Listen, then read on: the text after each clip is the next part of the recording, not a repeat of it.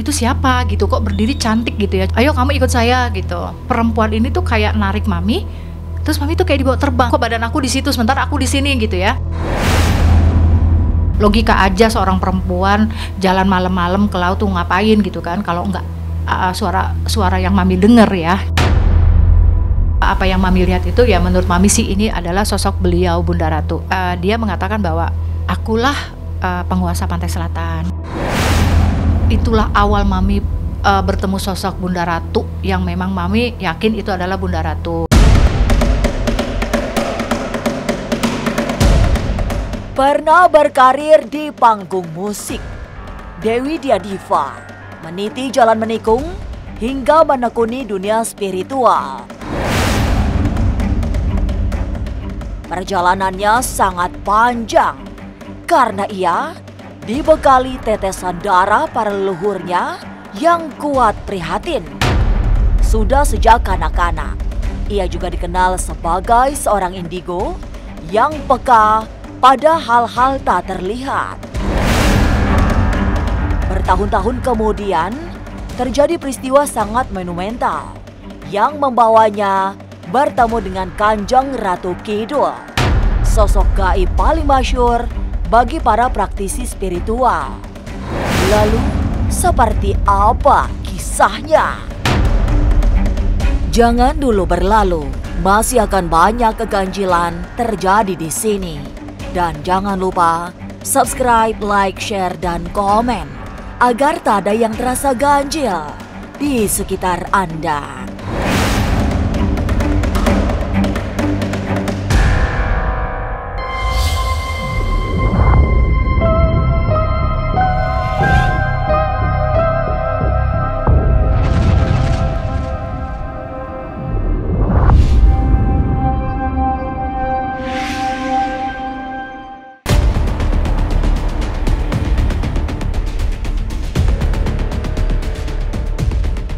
Semua bermula dari sikap Acu pada yang berhubungan dengan gaib.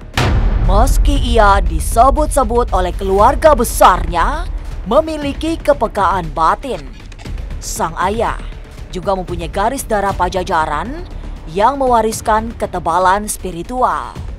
Dari rangkaian fakta itulah, Dewi Dyadiva dibawa ke suasana yang mengubah sikapnya.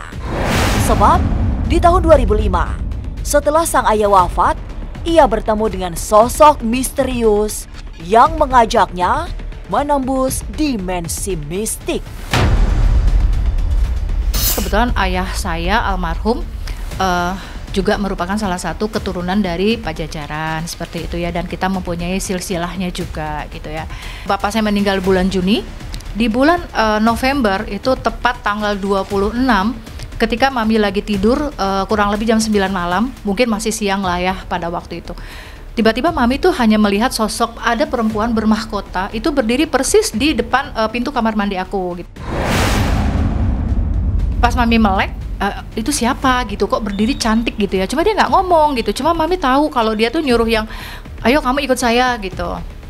Terus mami tuh kayak merasa badan mami tuh kayak yang enteng pada waktu itu. Dan mami melihat sosok mami tidur. Karena waktu itu aku tidur pakai baju tidur yang pendek lah gitu ya. Terus mami bilang gini, aduh sebentar ya saya malu gitu ya, bla bla bla bla bla gitu. Tapi mami ngerasa perempuan ini tuh kayak narik mami, terus mami tuh kayak dibawa terbang gitu loh. Dan mami ngelihat banget posisi mami tidur, kok aku bisa lihat itu, kok badan aku di situ sementara aku di sini gitu ya.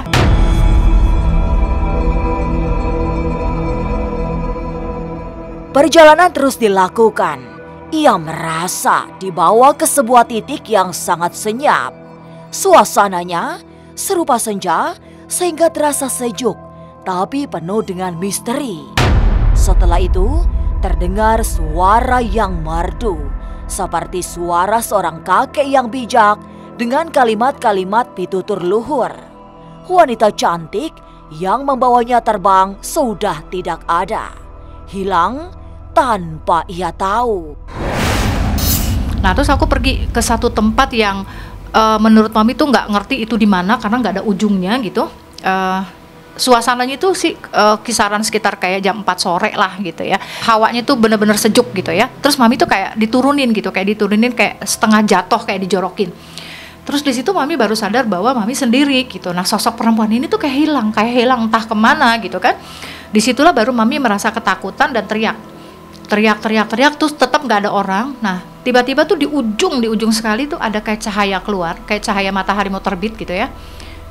Uluk salam gitu ke mami tuh, assalamualaikum gitu, tapi suaranya bergetar, sosok laki-laki.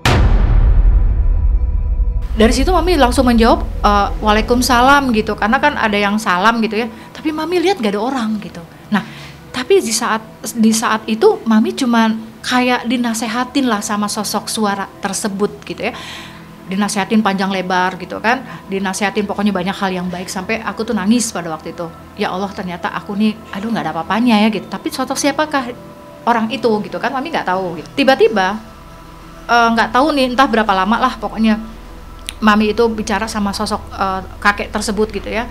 Tiba-tiba ada sosok perempuan yang tadi nggak jemput mami gitu. Terus dia narik lagi mami gitu kan.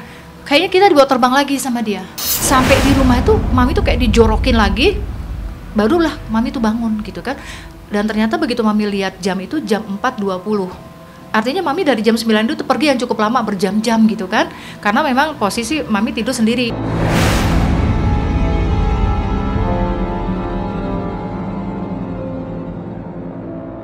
Perjalanan spiritual Dewi Dyadiva makin pekat dengan kabut misteri. Beberapa malam dibawa ke dimensi gaib, tak memberinya keterangan apa-apa selain takjub. Lantas, seperti apa kisah pertemuannya dengan sosok Kanjeng Ratu Kidul? Jangan kemana-mana, tetap subscribe, like, share, dan komen agar tak ada yang terasa ganjil di sekitar Anda.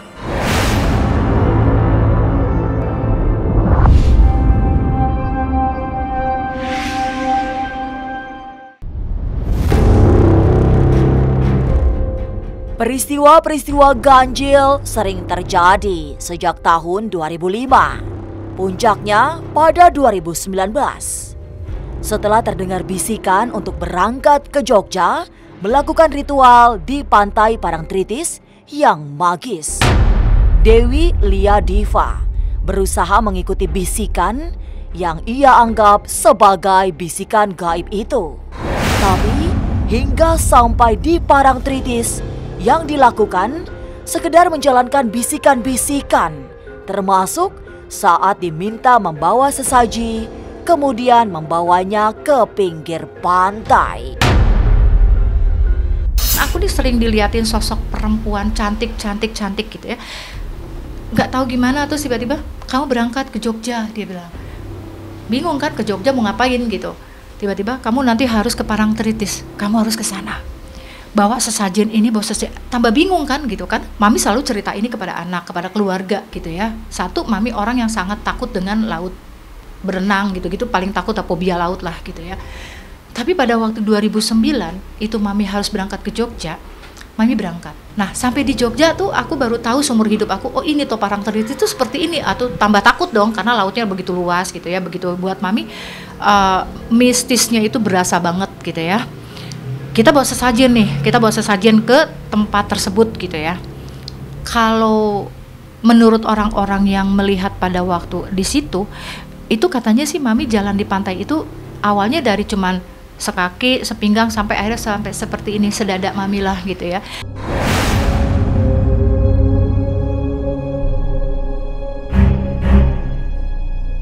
Orang-orang yang di sekitar Parangtritis mulai cemas melihat ada orang yang berjalan dengan sangat santai ke tengah laut.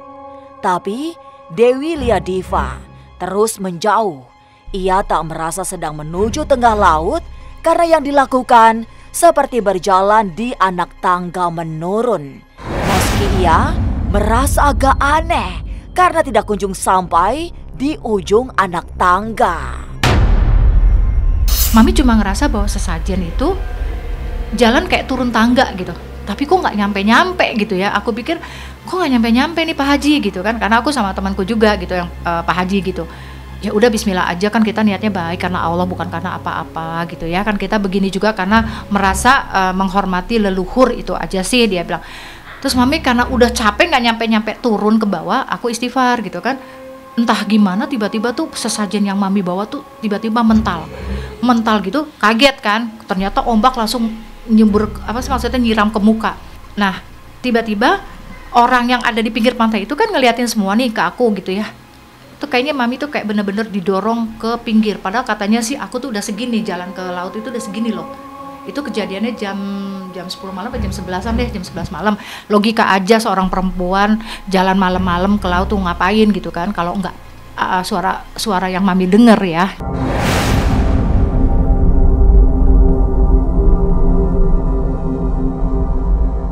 Bagai disadarkan, guyuran ombak laut selatan membawa Dewi Diadiva terlempar di pinggir pantai.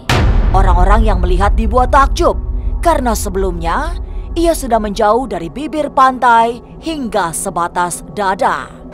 Rasa takut mulai datang. Sementara semakin banyak orang yang berkerumun meski tidak lama. Sejak itulah Dewi mulai mempercayai peristiwa gaib yang selama ini hanya didengar secara samar. Akhirnya aku benar-benar udah ada di pinggir tuh, disorot gitu kan. Karena kebetulan kan lagi banyak yang main apa sih, kayak balap-balap motor gitulah di pantai itu gitu ya. Mungkin kebiasaan penduduk di situ pada waktu itu. Yang mami rasa tuh, mami ngapan takut gitu kan. Tadi tuh kenapa ya gitu. Baru udah diceritakan bahwa kamu tuh jalan sebenarnya gini begini. Masa sih, perasaan tadi nggak ada laut deh. Aku cuma ngeliatnya tangga. Nah seperti itu. Nah dari situlah mami mulai oh ternyata alam gaib itu seperti ini ya. Nah di situ mami semakin yang intens untuk mempelajari, apalagi yang berhubungan dengan Kanjeng Gusti Ibunda Ratu.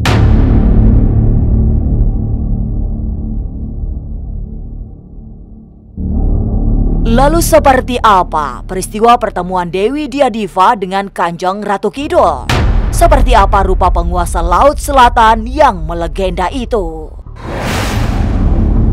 Jangan kemana-mana, tetap subscribe, like, share, dan komen agar tak ada yang terasa ganjil di sekitar Anda.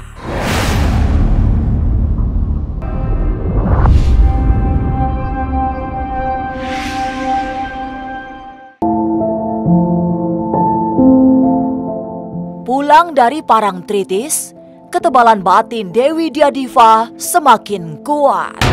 Hidupnya juga terasa lebih tenang, nyaman, serta lebih banyak diabdikan untuk banyak orang.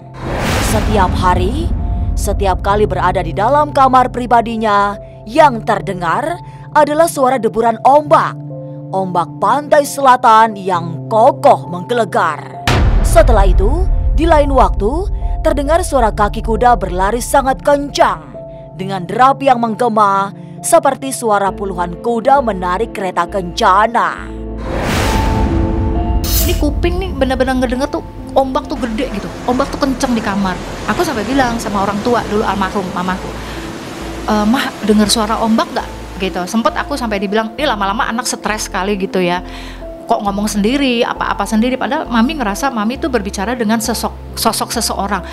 Nanti terkadang ada kakek-kakek, nanti ada anak muda, terkadang ada perempuan cantik. 2009 itu mami ketika lagi di dalam kamar sendiri gitu kan, terus mami coba ya baca apa yang mami bisa gitu. Tiba-tiba mami tuh cuma didengari suara derap kuda yang sangat kenceng gitu ya. Dan itu nggak cuma mami yang dengar, anak mami yang nomor 3 juga dengar. Karena dia bilang, mami ada delman gitu kan. Karena kita pikir ada tukang delman lewat depan rumah gitu kan. Ternyata memang nggak ada.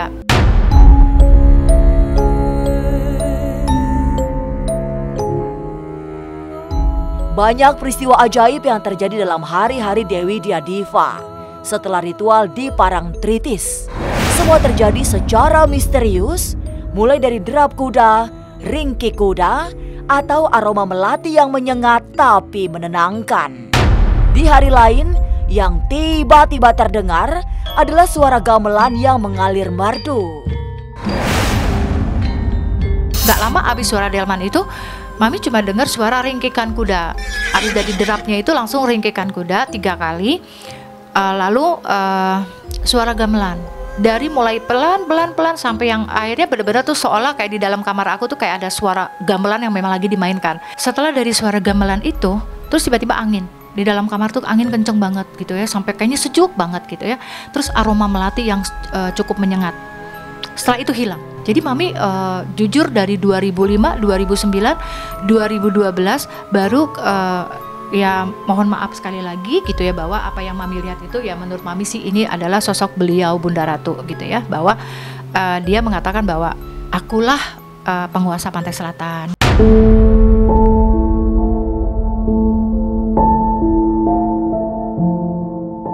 Peristiwa Parangtritis seperti menjadi momentum penting terciptanya pertemuan Dewi Dyadiva dengan Kanjeng Ratu Kidul. Tapi memang tidak seketika, karena butuh waktu yang tidak sebentar untuk bisa benar-benar ditemui secara langsung. Dan itu terjadi di tahun 2021, artinya baru 3 tahun kemudian. Itu awalnya belum ada apa-apa gitu ya, masih biasa aja gitu. Terus Mami cuma baca surat Al-Ikhlas saja pada waktu itu. Jadi ya Mami waktu itu cuma ngamalin itu aja sih, Al-Ikhlas sebanyak-banyaknya. Terus entah nggak tahu gimana yang Mami dengar tuh ada suara ringgikan kuda lagi gitu kan. Akhirnya Mami cuma bilang, oh mungkin beliau datang nih gitu. Jujur takut iya, karena kan belum pernah ketemu dan aku nggak pernah ngeliat gimana-gimana gitu ya, seperti apa. Dan memang tiba-tiba dia udah berdiri di depan Mami gitu. Pada waktu itu tidak hijau, dia baru baju putih dan ketutup sampai leher. Di sininya cuma ada kayak kalung warna merah gitu ya. Terus pakai hijab dengan untayan melati dan tidak menggunakan mahkota apapun. Dia duduknya bersila gitu. Itulah awal Mami bertemu sosok Bunda Ratu yang memang Mami yakin itu adalah Bunda Ratu.